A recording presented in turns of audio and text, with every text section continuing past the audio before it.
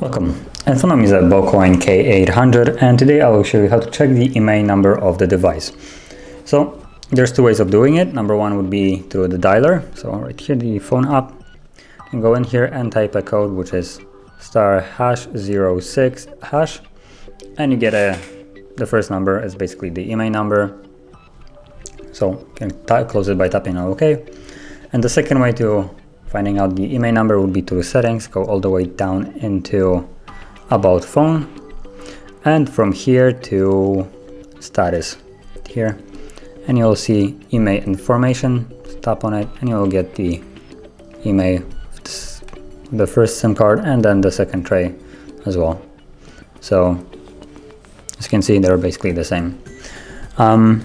So that is the two ways you can check the IMEI number of the device. And if you found this video helpful, don't forget to hit like, subscribe, and thanks for watching.